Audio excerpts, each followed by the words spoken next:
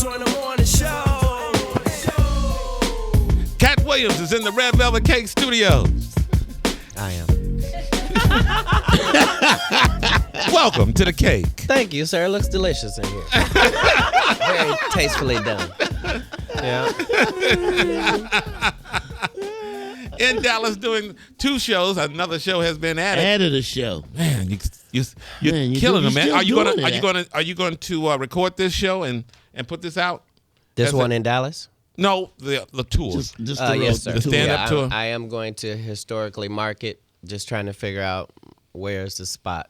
that you're gonna record. Mm-hmm. How many dates have you done so far? I want to say 30. Wow. About 30 with another 30 to go. All right. You know, the basics. You know, back on that old horse Do you again. like touring? Do you like being out there and being on the road? It's the only enjoyable part. It is. Yeah. Yeah, I I'm know how you saying. feel. I know how you feel. Yeah. When you get on. But it's a different tour than, like from back in the day. Now it's jets and big hotels, and it's great. Yeah, So it's Melanie gotta be Camacho great. came by the other day and she said y'all roll big time. You roll big time, with man. private jets and money. And in everything is first class. Those people are saying YOLO. We live YOLO every single time. You only It's live a difference. once. I'm saying this may be our only tour, so we continue to do that, thinking it may never happen, and we were right. It might not have ever happened again, and so now we appreciate it so much more that we're back out again. Good. With smaller private jets now. You have time to keep up with the news? Yes, sir. And nothing but. Oscar Pistorius, as Yes, you sir. call him, Tink Tink. Yep. And the trial is going on now. Have you been Yeah. keeping up? I have, as much as I could. It's difficult, though. Difficult to keep up. Yeah. Or difficult for Oscar. Or Tink Tink. as you call- Both. The story is bad either way. Yeah. Like, it's a terrible story. Like, it's the worst imaginable story. But you have to put yourself in the mind of somebody that can't walk away. When a dude is telling you something happened without his legs on, that means that's a vulnerable conversation he's having with you. And now, if he's having that conversation with a woman, you don't know what she might have said at the time. You know what I mean? You feel his pain, do you? No, I just know that sometimes things happen, and I know that generally when stuff is hard to explain, that has nothing to do with whether it's true or not.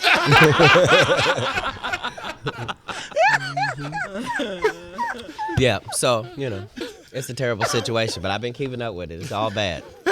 No winners in that one. Not when you're on trial for murder. No, sir. No, and can't walk away. I'm saying you don't want to go to jail where you're going to get passed around. Yeah.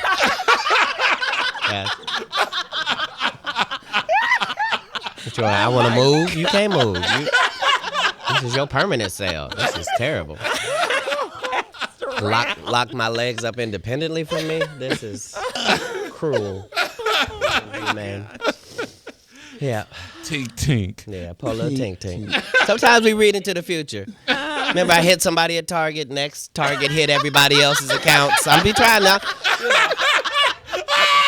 Kind of a slow profit, if you understand.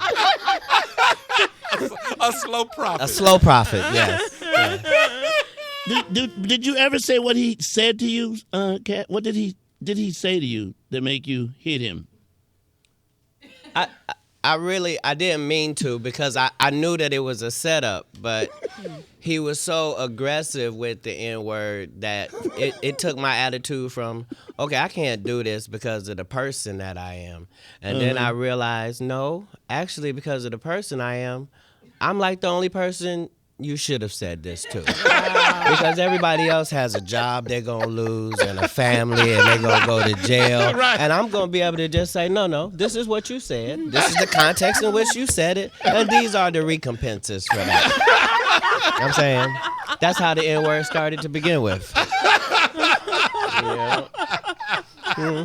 It's about the intent behind it, not the word. Yeah, so his intent was faulty.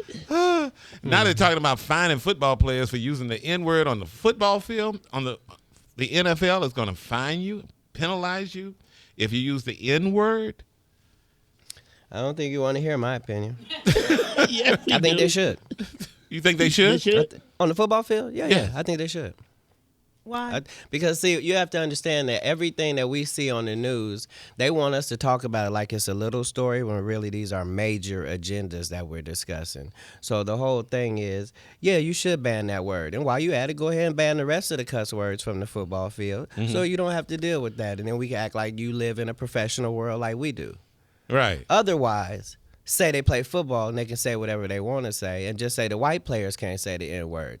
But for some reason, that smacks of racism or reverse racism, which is no racism at all. Yikes. Did you see that one? Slow profit. Sometimes I speed it up and give it to them. Yeah. Quick But profit. we have to deal with the word.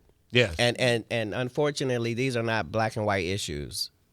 They go both ways. So, I have white friends that say that word. And And what I do you have s- to deal with it. And what do you say to them? I don't knock them out. That's the crazy part.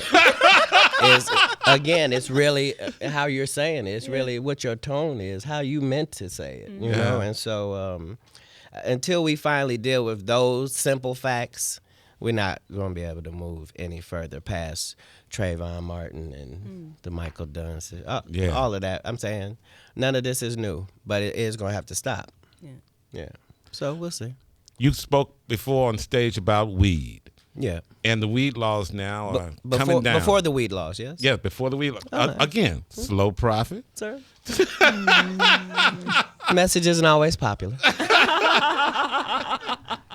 But now, and the other day, there was a story about some kids, some boys in the 8th grade got caught. No, 8 and 9-year-old. 8 and 9-year-old boys in the bathroom.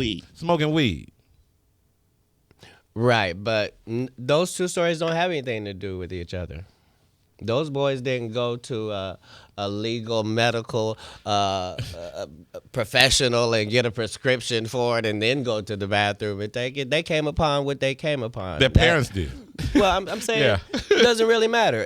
How long have children been going in their parents' alcohol and drinking out of it and replacing it with water? Yeah, This hands up. This is not what it's about. It's not about whether something can be abused. It's about whether it was created with a good purpose or not. Aspirin is made by God, and it makes your head feel better. And this little plant makes your head feel different. But the same person is responsible. So you can say whatever you want to say. It's the stuff they make that got 300 side effects. Now they realize it. We can do a law. We can move on. Yeah. Hopefully we can do that with the N-word, too. Now, do you have these discussions with your kids the way that you have, this kind of rapport with your With your fans? audience? No, not really. Because my children know this stuff, but they know that kind of what I do is to put myself on the front line of that. And honestly, if I cared enough about them, I wouldn't do that. So it's kind of a touchy subject if you're willfully putting yourself in the crosshairs, knowing that, you have other priorities in life. So what we discuss is how we wish things would turn out and the fact that you have to do what you have to do regardless of how it turns out. If it turns out well, then so be it, and you get the praise and the credit, give God some glory, and you move on. And if it doesn't, you take that L and you move on. That's what we discuss. Do you discipline your kids? And in what way do you discipline them? No, I was always smart enough to know all my kids were going to end up being bigger than me. So, yeah. And there's a lot of them. Anything that is too big for the corner or too big for a discussion. Yeah, The timeout. yeah, I'm corner. saying. I'm gonna let you have that. I was blessed not to have bad children. So I'm saying. How many? Didn't really come. Well, I can't say all of them weren't. 80% track record of all good children. How many kids do you have? Current count 6. And what's the age range? Well, that's what makes it kind of difficult. Okay. Because we do have one in the Air Force now. We have another one just going into the service. So that's 2 in the service. And so now our number technically should be 4 since we're saying kids, but I try not to keep people too on track with my personal life just because I don't really do it for publicity, you know. Right. Bless your heart. Well, you know, it works when it turns out bad too. Always a blessing in there. All right, Katt. We'll see you on the ship. Now you know why I need to be on the ship. See? It's heavy out here. I'm just thankful I'm not Kevin Hart. I would not want to be the king right now. It's rough out there. Katt Williams. Let's do That's what I wanted to hear. You got it. Yeah. Let's do a selfie. I mean, a ussy. A Weezus. Weezus.